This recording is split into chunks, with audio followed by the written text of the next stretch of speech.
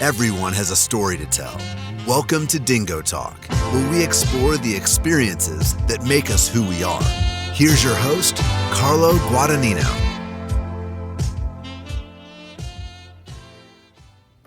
What's going on, Chuckleheads? I am Carlo Guadagnino. This is Dingo Talk. Staying in the Middle Atlantic Conference, the MAC, we are joined this week by head coach of Misericordia, John Davis. Coach John Davis graduated from Liberty, so we're going to talk to him a little bit about that.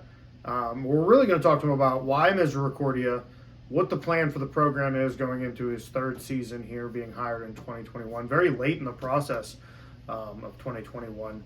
But in that first season, he led them to a 3-6 record. So we're going to see where he plans to go and where he sees the program going. Also, make sure you follow our social medias, the TikTok, Instagram, Twitter, Facebook. The only one different is the Instagram page. It's dingo_talk. If you're watching us on YouTube, we appreciate it. Make sure you hit the like and subscribe button. Don't miss anything. If you're listening to us on Spotify, Apple Podcast, iHeartRadio, Amazon, anywhere else you can get your podcast, appreciate it. Make sure you share it. Hit the little bell thing so that you don't miss any of the episodes. But without further ado, this is Coach Davis. What's going on, Chuckleheads? I am Carlo Guadagnino. This is Dingo Talk. My guest this week is Coach John Davis of Misericordia. Close enough. Coach, thank you for taking the time to sit down with us and tell your story. Thank you for having me. I appreciate that. Coach, I want to know why a guy from Lynchburg, Virginia, decided to go to Liberty University and have a pretty good career there as well. Yeah, so I was a hometown guy. My mom, it was me, my older brother, my mom. My older brother was a military guy, so he graduated 5 years before I did, and he went off into the Marines, and he was setting sail on an amazing career for himself. It was just me and my mom and my girlfriend, who is now my wife of going on 20 years this year. In our business, they say if you found a guy that's got a serious girlfriend, you got to be careful when you're recruiting them. So for me, I didn't want to go too far away from home. My mother, she was sick at the time. And then I had, my girlfriend, who is now my wife for 20 years. It made me want to stay at home. And I had some really close ties to Lynchburg. And I felt like Liberty was the school where my dad went, kind of taken in as a young man by my high school football coach, Wayne Lance, and him and his wife, my mom, Melissa, they both went to Liberty. So it's like our family school. My little brother went to Liberty. It was our family school. So going home, staying at home, that wasn't a big deal for me. And then ultimately, my mom did pass my junior year while I was at school there. So I always say everything happens for a reason, because had I went off to another school, I would have definitely been back at home, or I wouldn't have had that same support system to be able to kind of push and maneuver through that. So Liberty was for me. And even though, I started early, got to start my second game of my freshman year, what an amazing experience for me. Had some injuries, had two knee surgeries while I was in college. And being at home, I had enough drive and enough people to keep pushing me to stay. You hear a lot of times about guys leaving and just not having that support system. Mm-hmm. Everything happened for a reason. I feel like I ended up at Liberty because I needed to finish. And that was probably the only place I would have finished with all the adversity that I faced while I was in college. Now your now wife, so you guys are high school sweethearts. Yeah, so I met her my junior year of high school, we went to the prom my junior year, her freshman year. We went my senior year, her sophomore year, and we were together the whole time. So we've been, we're celebrating our 20th wedding anniversary this year. 4 kids together, and it's been amazing. Well, congratulations on 20 years, 20 more, Yes, I hope so. Absolutely. No, it's been great. Thank you so much. And she stuck with me through all of this and through all the coaching and everything. It's been an amazing journey, but I'm super, super appreciative of her and her support, because you can't do this job without having somebody strong at home. It's very hard. Now, when you finished your playing career, what drove you into coaching? Was it just that you still want to be there? You want to be around the game, or is it something different? So my journey is not typical of the typical college head football coach. I left college and I actually didn't finish on time. I took a retail store management job with the Finish Line. I was having my first child. I said, hey, this college thing is for the birds. I had, at that time in my mind, I was like, I'm headed off to go be a general manager of a finish line in Richmond. We moved about an hour and a half north of us, and I hadn't finished my degree, but I was doing great, sales gains in 32 out of 36 weeks. And I was a rising star in that industry. Had dreams of potentially being a district manager and all of those things. I didn't catch the football coaching bug until my wife said, hey, we got to get back home. You need to finish your degree. And I was in disagreement with her vehemently. At that time. I'm like, we got kids to support. She was like, no, you need to finish your degree. And I thank her for that, because I went back and I actually, my start in coaching, I coached semi-pro. That was my start. It was more or less something to do to kind of, give me that competitive edge and to still be involved in something. So you got to think, I was 22 years old coaching guys that were 30, 35, drinking a beer after the game. And, but for me, I became that coach that was a rallying guy. And, I was always prepared. I had my practice plans. I was a little bit more prepared than most of the guys that I coached with. I treated it seriously. Every game was important to me. I watched the film. I had game breakdowns. They had grades. And everybody else would say to me, and I just thought that was normal. And they would say, nah, coach, like, this is not what we get in semi-pro. Like, you're doing too much. You're requiring us to come to practice, having these walkthroughs. You're asking us to do too much. We want to come out here and play, have us a cigarette and a beer after the game. Like, this is fun for us. This is recreation. Fast forward, I did finish my degree. I had one semester left. I was working full-time at Liberty. And really and truthfully, if you asked anybody at that time, my trajectory, they were training me, in my admissions background to potentially be a higher up in the admissions office. That was something I was good at. I was passionate about it. And I was like, my trajectory, I came in as an entry-level admissions counselor, and I was just jumping, promotion. And I did that for a few years. I had 2 kids when the bug really bit me. I was sitting in my office, and I said, man, like, it was getting to be like the end of spring. We had just finished up another really good season of semi-pro. And I was just like, I missed that. Like, the season's over. I won't see these guys for 6 months. I don't know what I'm doing. And, I started looking at openings, being a person that didn't have any connections, that wasn't me. I was not well connected. Yeah. Started looking at openings and starting to figure things out. And on a whim in a December, I applied for a graduate assistant job at Gallaudet University as a 25-year-old man with a 2-year-old and a 1-year-old at home.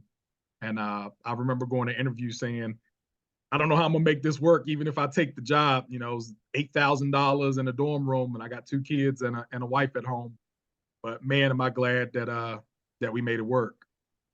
Now, Coach, what would you say at that point? What was your coaching philosophy, or as you were starting, what was the basis of your coaching philosophy, and how has it changed at all since you've now you're going into year 3? Has it changed since you've gotten into year 3? Has it changed over that course of time? Just talk about that a little bit.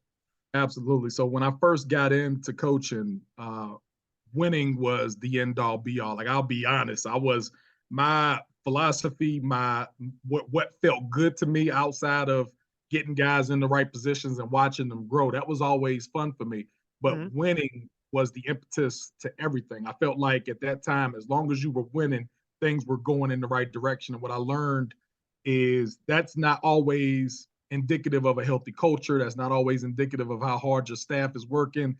Winning is a byproduct. And in some cases, there's some really stinking good football coaches and good programs who never win more than 2 or 3 games. So at that time, I was a win at all costs coach. It was, what do I need to do to get the edge to win?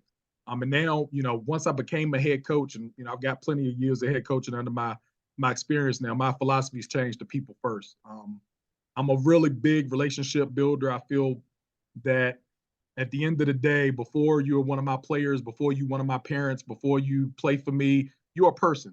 And I treat my players like family.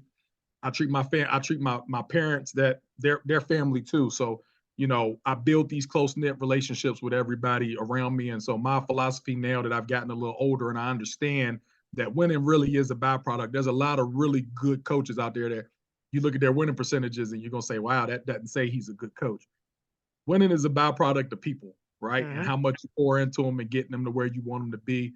So I learned fairly quickly that, my philosophy now, when it has been this way now for about the better part of a decade, it's people first, and then being big time where you are. So I brought that to Misericordia. That's my slogan. We put it on the back of T-shirts. We put because I tell people at the end of the day, a touchdown is worth 6 points, and it don't matter if you scored at Michigan or you scored at Misericordia. If there's 60,000 people watching or 6, you get in the box is worth 6 points. That field's going to be the same size. And if you're one of the best, then it should show every Saturday. It doesn't matter where you play at. Let's since we jumped into Misericordia, and now I see where you said I got it wrong at the beginning, but I figured it out. I'm here. We're quick on the learn. Yeah, you picked that up. I give you an A+ on that one. Why was Misericordia where you felt it was time to, because you were a successful high school head coach as well. Why was it time to make that jump into the college game, and why was this where you felt at home? It's weird. So my previous college job was at the apprentice school. That was Newport News Apprentice in Newport News, Virginia. I loved it there. We had it rolling. I think when, now that, I'm a couple years removed, I'm in the top 5 in winning percentage, and I was only there for 3 seasons. We did some things there that had never been done, took them to the postseason. It was an amazing experience for me. So I knew it was going to take something special to get me out of Newport News, my comfort zone, 3 hours from home. And this isn't a commercial. You take this for what it's worth. I always preface this because I am a paid rep. But when I came to Misericordia for the interview, I didn't think I was going to take the job even if I got it. It was late in the cycle. I was like, it would have to be something great because I don't have a recruiting class. I won't meet these guys till I would have took the job in July. I'm not meeting them till camp. It's going to be up there. They had just came off a pretty bad game in their spring showing, and I was just like, I kind of got this thing as close to autopilot at my current place as you possibly can get. But what I fell in love with was the people. And so our biggest thing in recruiting now is you got to come see the place. You got to come see the place. You got to come see the place. Because I can't really explain it except for when I took that walk across campus at the end of my interview, every person that I bumped into would stop me and say, hey, what are you doing here? I'm interviewing for the football job. Oh, if you take the job, let me tell you about Zachary. He's my favorite student. He does, and from where I come from, most of the time the football program is fighting for that integration. They're fighting to be recognized as a part of the institution. Here, I met about 10 people, and it's summer, so you got to think it's the dead summer. There's no students on campus, very small school, so normally you see people behind a desk, they're disgruntled. I don't want to be here. There's no students. I don't have a lot to do. Everybody was still so freaking nice and smiley, and it really rubbed off on me. From my meetings with everybody there to the mission of the institution, and when they say we're founded on Catholic principles, but we're not a Catholic school. So the mercy, service, justice, hospitality, we live that. And the people who work at Misericordia, they live that. So my athletic director, he's been here for 33 years. Our vice president's been here for 30 years. People come here and they stay forever. And I think that's a testament. Even in our staff and, our athletic department, 8 of our full-time coaches are graduates of the institution. You just don't see that. No. It's a weird thing. And, I felt really accepted right away. And I watched them live those charisms every day. Are there negatives? Are there things that piss me off? Absolutely. I'm a head football coach. I'm going to keep pushing the envelope. There's things that I want to be great. But whenever I make a call about a student, everybody will drop everything. Whether that's 4.0 senior or first day 1 freshman, I've never, ever gotten a cold shoulder when it comes to a student issue. And that's just, people that come up here, they'll tell you whatever they want to tell you, Carlo, but that is not common in our world to have a whole institution that is behind us. So, when I met with the president, there was not a second where they said, you got to have this many football players for us to be successful. You have to have this. That was never the goal. The goal is we want to bring quality young men here that want to be a part of this institution. And you do that how you feel like you need to do that. And that was empowering for me as somebody who has developed a reputation of taking the most unorthodox jobs. He worked at the engineering shipbuilding school. He worked at the deaf school. He's been, he's worked at the Christian school in Florida. I've taken the real unorthodox job. So, this was probably the most traditional job I've had as a football coach. And, so far so good. I'm enjoying, having my hands on it and building it. And being the second head coach at a place that has seen some success earlier than they probably thought they would. It's been nice to just get my hands on some things and, open up new recruiting ground, bringing in guys from Virginia and Baltimore. We got a young man on the team from California. We had 2 from Arizona. It's been nice to just all of these little things I get to put my hands on and put my touches on. And, I don't know what's going to be next. And that's exciting to just know that I'm kind of getting to blaze my own trail here. Well, and it's interesting you brought that up. So this is my math is right. This will be the 11th season for the program, and for the school to be so behind, like you said, I think a lot of the time the football program is A, hey, we need 130 guys to come in the door, or B, we don't like you because you're the football team and you have a little too much. So it's very interesting to me, especially with a small school, that they're embracing football the way, especially because I think we both could talk about when we were coming through football was still way up there. And since we both graduated, I think football has not become, it's not a fan favorite. It's fan favorite for the people that know it. From the people that look at it from the outside perspective, it's not a sport that it's a safety issue. I mean, and a lot of people look at that. Coach, when you're talking to a parent, let's throw you into the recruiting mind for a second. When you're talking to a parent, what are you asking? What are you talking to them about? What's the goal when you're talking to them on top of the establishment of, like, you're going to be part of our family once you're here? Yes, I'm big, like I was a teacher, right? So I'm big on education and giving parents some things to compare with all of their schools. Because I tell them all the time, everybody's going to have nice jerseys. Everybody's got buildings. Everybody's got a facility. Some are good, some are bad. But what are the constants? Like, at the end of the day, what are the constants? So my number one thing, because we're one of the best in the country, I talk about that retention rate, right? And I asked them my first question, and I asked you, Carlo, because this is my first question I ask parents. What is the National Division III football retention rate, the 4-year retention rate? So what's the percentage? 12%? Well, that's I like that. It's 26.4% is the national average for Division III. So then I asked them, I said, okay, so that tells you 2.5 out of every 10 guys that are in this room right here are going to still be with us 4 years from now based on the average. And then I tell them Misericordia, even though we've only had football for, like you said, going on 11 seasons, we're at 66%. And it's unheard of. I say this, and this is a testament to where we're going as a program and where we were. Senior day, we're graduating 22 young men. Of that 22 young men, 16 of them didn't start the game. So what made them stick around where they're not even starting senior day? What was it about the institution that kept them grounded, kept them involved, that made them want to be a part of this until the end? And that speaks volumes to the locker room, to the university. So I talk about, reasons why students leave. They don't feel comfortable. They didn't find their friend group. They got lied to in the recruiting process. Like all of those things I talk to them about, and I say, Misericordia, we just do it better than everybody. Secondly, I talk about the academics. We're, at the end of the day, we have 55 young men on our team that have a 3.0 cumulative GPA or better. 55 out of 109. So I mean, this isn't something that I can take credit for. I walked into this. We were the number 1 football playing team in our league before I got here as far as academics go.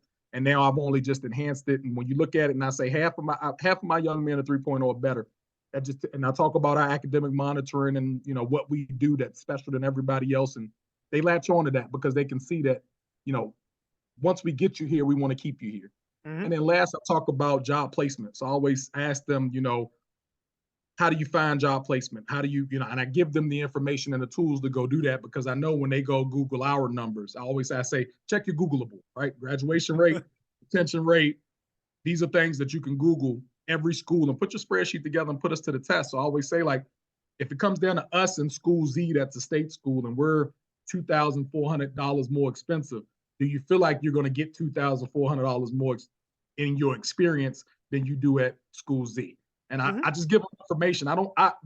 We're the most anti-sales staff. It's embarrassing, I think, to some people when they come and they just hear these facts and they we make them feel comfortable. We spend more time on our official visits probably than every coaching staff in the country.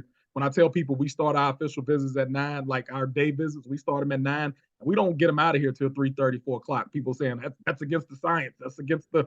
I don't care. Like when you're here, we're gonna have a meal together. We're gonna spend a good bit of time together because I work for some coaches that they didn't give a lot of face time to parents, and I always said to myself, though these guys are gonna be Hall of Famers as coaches, like they are the bee's knees, and they're also good people. But as a parent, you wouldn't know that if you only spend 12 minutes with them on a visit. And it's the, hey, thank you so much for coming. I hope you enjoy your day. And then they come back and, hey, I hope you had a great day. Good luck. I look forward to hearing from you. That just felt impersonal to me. So, I tell parents all the time they can call and text me about anything except for who their son is dating and playing time. Everything else is on the table. Like at the end of the day, I'm not big on surprises. So I sell them on our culture.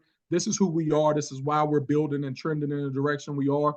I'm going to hold your son accountable. I'm going to love him. But here's the testimonies from all of the people that have been here. Like our guys are our biggest recruiting tool.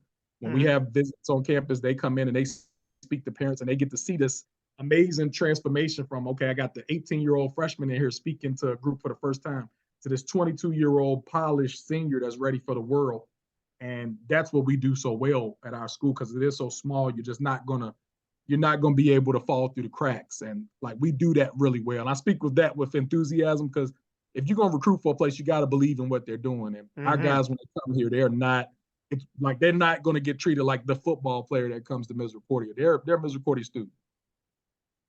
Now, let's talk about that player. What are you looking for? And you touched on a lot of things there with what you're going to talk to the parents about. But when you're recruiting, and I think the obvious answer is guy got to be able to play football. Got to be a good ball player, but it sounds like you got to be a good person and a good student. What are you looking for in a recruit, and what are kind of some signs or some advice you can give to these recruits coming up that maybe, hey, you don't do that because you never know who's watching? When it comes to fit and cultural fit, that's huge for us because I know that our scenario is not going to fit everybody. Our situation, our setup is just it's not built for everybody because the expectation is you're going to be here past the semester. You're going to be here past the year. So when we say yes to you, it's not like some programs where it's perfectly fine to say yes to X amount of young men, knowing that half of them aren't going to be here. I'm going to get called to the carpet if we have a recruiting class come in and 50% of them leave at the end of year one. A lot of schools, that's okay because they're just going to retool it with next. I'm going to get called to the carpet. So it's important for me that if I'm putting my signature on you, I know that you're going to give me everything you got. Like, I'm not anticipating, we're not going to go 100%, right? Football doesn't retain great in Division III, but I have to, at the beginning, at least feel the warm and fuzzies that you want to do this. That's the most. We've taken some guys that would be considered some risk as far as like what they've done, their high school career. Maybe they were injured. We've taken some guys that other people might have said no to because we know that they're going to stick around. Sometimes, you might get that flash in the pan freshman year where that guy, he can just go. But if he ain't going to be around year 2, year 3, year 4, then you set your program back in some regards. Number 2, I'm like when we talk about can he go, it's how well does the conversation go when we sit down and we start talking about what playing time looks like. Your expectations of, hey, I'm coming in, like, we have a lot of guys that come in, hey, I'm coming in, I'm starting day one, I'm going to be the guy, y'all are coming off 3 and 7, then after I start to explain to them, like, here's where we are, here's how many people are in front of you, here's what the expectation is for how you climb a depth chart. That conversation to me tells me more about that young man than anybody. Because if they start asking me, well, how many people are you bringing in? How many, like, I'm going to explain. I have no problem answering those questions because I think those are important, but that shouldn't be impetus to your decision. This is how fast am I going to get to the field? Then that, to me, that's a yellow flag. I won't say it's a red flag because those things that you can grow out of, but it's a yellow flag. So we've had a lot of guys that we say, hey, it's probably not going to work here just because, you're looking to try to play next year. And I don't ever promise that. I don't care how good. I've only done it 3 times in my whole career, and all 3 of those guys ended up actually getting Sunday tryouts. So, like, I've been pretty good with my assessment of, hey, he's going to play tomorrow. Like, I've been pretty good about that. So I don't promise it. So, that piece of it. And then, like, on film and when I speak to your coach, I want to know, is he going to show up? Because I think we can, as a coaching staff, the availability piece of it, is he always going to be where he's supposed to be? And if the answer to that is 90% yes, then I can work with everything else. I think that the availability piece of it, especially at our level, we see guys make such a big jump from freshman to sophomore year. You're a different football player. So if I know I can get you everywhere you're supposed to be from freshman to sophomore year, then by sophomore year, normally you're going to start to see a few dividends. So that just trying to project, how far into the future this young man might take before he actually sees the field. And then, how much hard does he have some dog in him? Because at the end of the day, that will take you over a whole lot of humps that'll like I'm not big. I'm not like at our level, you should be a couple of inches short. Like we got a couple guys that they look like they could be playing for Penn State, like when they put the uniform on. But for the most part, they're playing Division III because you were maybe a step too slow, you're a step too short, or a step too light. So I want to know how much of an impact has that made on you? Do you have a chip on your shoulder? Because I got one, right? So I want those guys that have that, and that's what kind of takes you over. I'll give you a story of our senior captain. He came in. His name's Logan Baxter. He came in 2 years prior to me getting here, and he was the ninth end. He was the ninth defensive end. Coming from a program where he played center in a triple option, did not play. He said the hardest thing about practices for him back then was getting through warmups because he was the ninth end, so he wasn't repping. So he got through warmups, he stretched, and he stood around for the rest of practice. That was his life. But he worked himself into a player. Like he had enough of that fortitude where it was going to be important for him to see the field. He's been, he's one of our hardest workers. Nobody could have projected that. He had that internally. Nobody could have projected that. So, he was a 190-pound center in high school. Now he's trending to be an all-conference caliber defensive lineman at our level after starting a couple seasons for me. So it really is it's a delicate balancing act, and I don't think that there's anyone. The people who get it right more times than they get it wrong, those are the people I want to be like, because it's hard. It's hard. Coach, what is the importance of, and you just touched on a couple of things there about Division III. You played at the Division I level. And we know the difference. You said it. Yep. Those guys they may be a step faster. They may be that perfect height, that perfect size. But what is it about Division III that makes Division III special? This is why I've had my opportunities to go and do some things in what we quote unquote call big time ball, upper levels, during the course of my career. The thing that has kept me in Division III is kind of twofold, and I won't get too deep on you, but I lived when I went to Liberty. They have the Jeopardy shows that come on, and they have the college. There's a guy that I went to school with that I lived on his floor that won College Jeopardy that I never had a conversation with. We lived two different lives. He was just a normal college student, and I was a college football player that my schedule was 6 a.m. to 7 p.m. I'd never really seen him, except I went to Liberty, so I seen him at Chapel and I seen him at Hall Beatings. That was it. I think at our level, and especially all the schools that I've been at, we do a good job of making sure that they have a holistic experience. So, when it comes time for my guys to have internships, and I got guys that are nursing, PT, and OT majors, and they have clinicals and all these, I see them getting the same well-rounded education along with the opportunity to play football.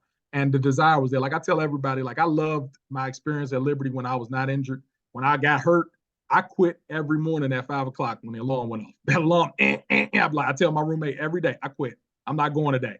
And he'd get up and he'd go, and about 5 minutes later, I jump down and I go behind him. But it was one of those things that our environment, we couldn't create that environment where we wanted to be there because that was it. That was the only environment we had. Where at this level, they get an opportunity to have the internships. They have relationships outside of the football building. It's just different. I won't say it's better. I won't say it's worse. I just tell everybody it's different. Like you're getting a different product because it's a different product. It's like buying two totally. It's not like going to the grocery store and buying Kellogg's and buying General Mills. It's the same product, different brands. This is like buying juice and buying soda. It's two totally different products. So how you handle it and how what it means to the institution, all those things are different. Obviously, like I said, we all want to be big time. We all want to be, every one of these guys that come through here, they want to play scholarship football. My job is to give them the same experience or just as good of an experience, because at the end of the day, that's what they're paying for. They're paying for the experience to be able to play college football at the highest level that they could possibly do it. So it's my job to make their experience as big time as I can. But the biggest difference is, like you said, it's just that it's the speed of the game. And then like I've seen a lot of, like I said, I've had a couple guys get some Sunday opportunities. The difference in Division III, Division I is really it's the interior, it's the trenches. It's that's where the biggest difference is. There are plenty of Division III guys that are going to get looks and tryouts, especially at corner and receiver, because the game is the same out there. It's different. That 4-yard box is just it's a different world in there. In there with the ham hogs, it's a big difference. It's a different world in there, and just the speed of how those big guys, they move a whole lot faster, and they're a whole lot more athletic, and they bend a lot better. It's just the collisions are a lot harder.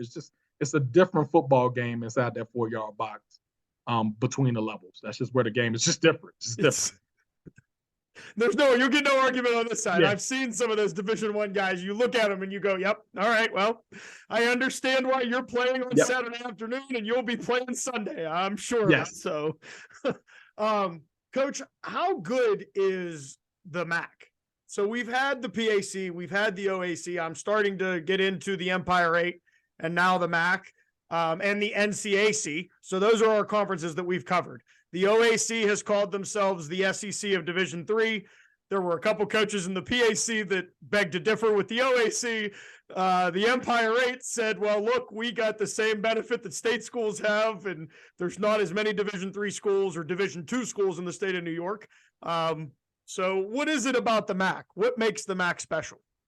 So first off, whoever said that they felt like the OAC was the SEC of Division III, you tell them that I agree with them. Having coached against a couple OAC schools and then seeing that what that football looks like is just different. What makes the MAC special is our footprint. Like we have a lot of schools that are just close to each other and guys that have been playing for a long time. Widener University has won a national championship in the MAC. We've had some perennially really good football teams. Like we're all chasing Delaware Valley. They're on a 36-game conference winning streak. I mean, Duke Greco there, he does a heck of a job. I mean, like we have some really, really strong programs that have had years and years and years of history. And what I think makes us all strong is we all have different recruiting footprints. We all run across each other. That makes it competitive because most of the time, if a kid chooses a MAC school, he's being recruited by all of the MAC schools. So we all like we're competing with each other in the season when we play in the fall, and then we're recruiting against each other in the winter and in the spring. We're all recruiting that same type of kid at the beginning, and how that shakes out is important. I feel like, Delaware Valley making it to the Elite Eight the last couple of years, they've done a good job of waving the flag for us and saying that, hey, football's good in the MAC.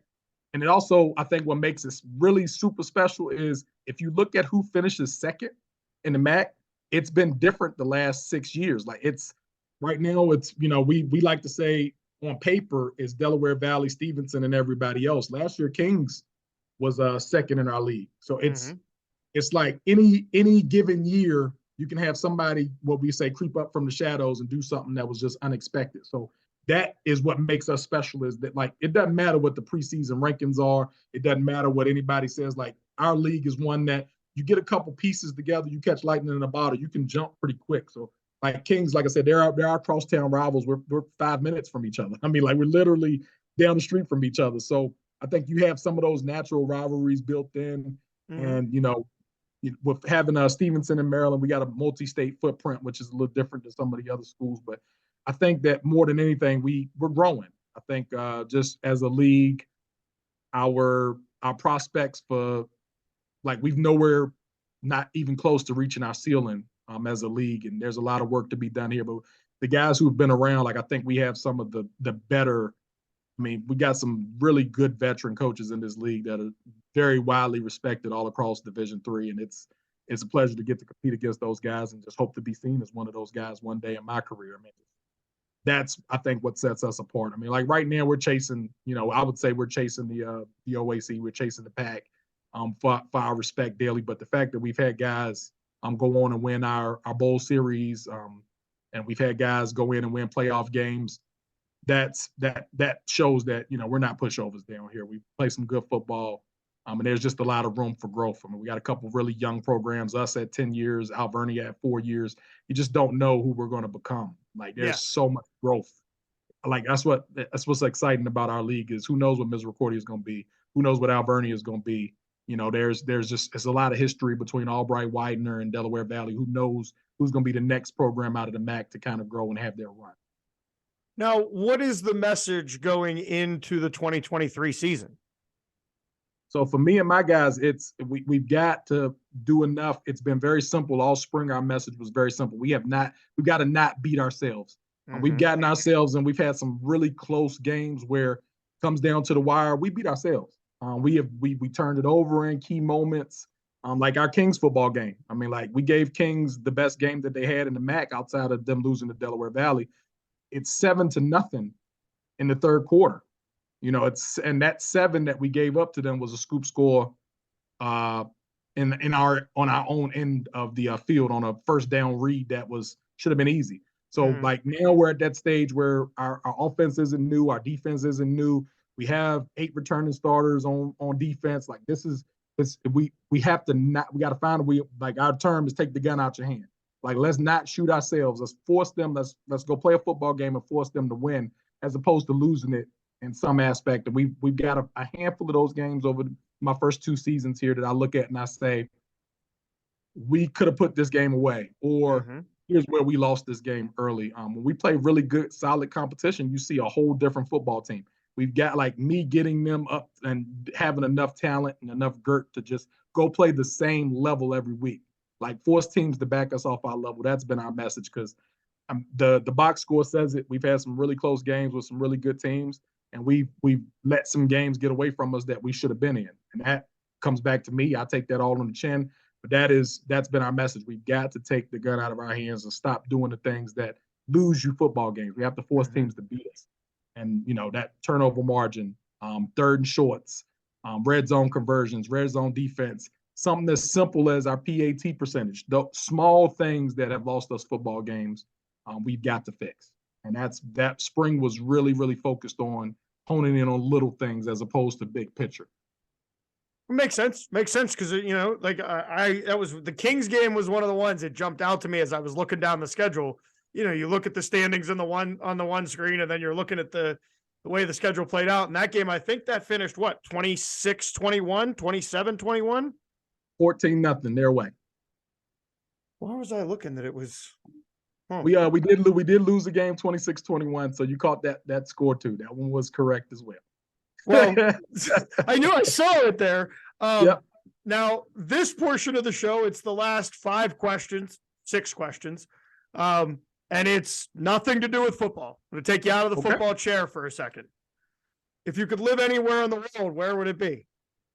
Ooh. That was tough. I'm going to probably say Belize. Only because I've been reading up on like property values there, and you know, ways that Americans have went out there and retired with $15,000 in the bank and been okay, like things like that.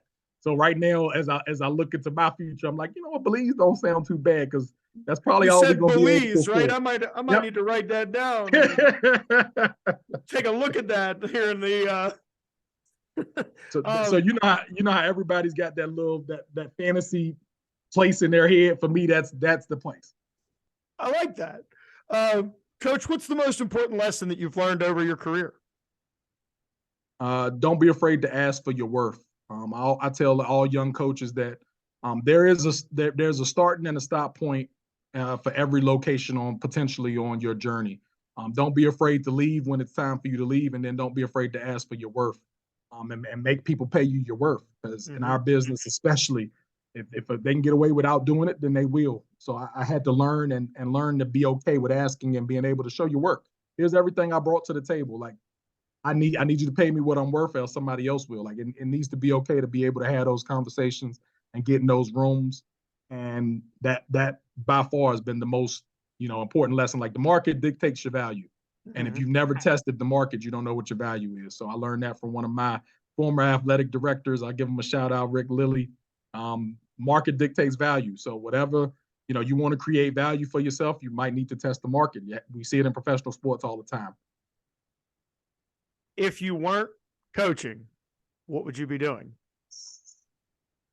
I've had plenty of days where I've thought about this. So I'll say, my trajectory, like I said, when I first got into Liberty and admissions, it was, I heard it a lot, John, you're going to be the head of admissions one day. And I'm really thinking good with that avenue of it. So it will probably either be that, or I'm going to pivot on you and say, I probably would have been selling used cars or something like that. Cause I need a little freedom. I need to be able to get up and walk around and, be able to go get a lunch. And, those are the things that I've met a bunch of guys that have made hundreds of thousands of dollars selling Mercedes and selling Lexus. And I'm like, I talk better than you. I can sell better than you. I can sell you under the table. You making $250,000 a year selling cars. I think I might be able to do that. So those are the only two things I've ever considered.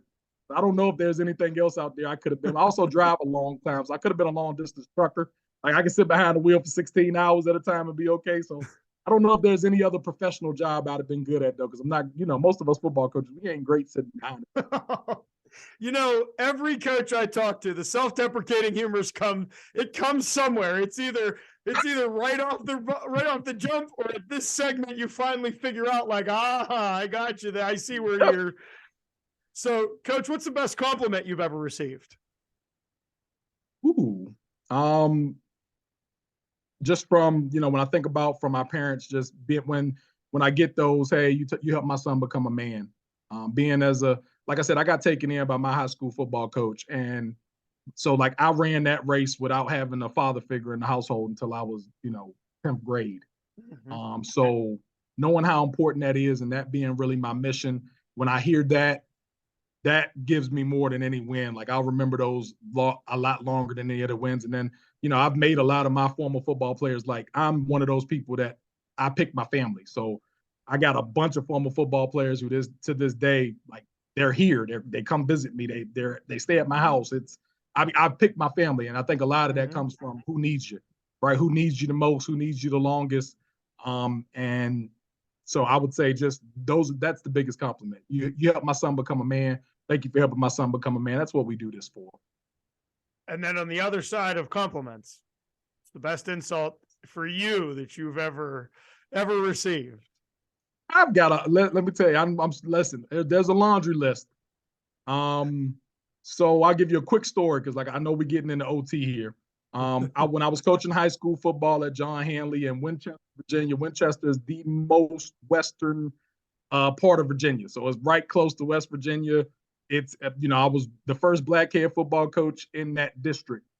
And this was right around the time all the athletes were taking knees and all of that stuff. Well, a lot of times in high school or in college, the visiting team doesn't make it out for the national anthem. So we never, ever made it out for that was a part of my pregame schedule. Like if we were on the road, we never made it out for the national anthem. So I kept the team in like I normally do. When the national anthem was over, we all ran out. We played a football game. Everything goes. And that Sunday, we played on a Friday. That Sunday, the newspaper ran some information, like, when you get to type in your feedback. Mm-hmm. And they were like, this is what we get for hiring Coach Davis. He's un-American. He's unpatriotic. He had his players sitting in the locker room for the national. I swear to you, this is true, Carlo. It's documented.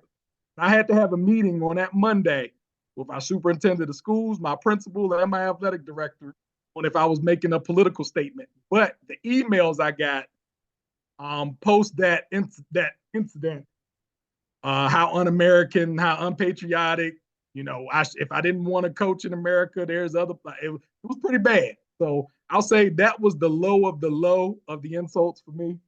And then we lost the game on top of that. So that didn't make it any better. So we lost the game. So on top of losing the game, now you got to answer to this nonsense. Like, I'm just trying to get in the game plan, guys. Yes. So that was that happened. And so my Sunday and Monday, let me tell you, thrilling stuff. But that was probably the low of the low of my coaching career, let alone just insults. But I mean, it was bad. That was pretty bad.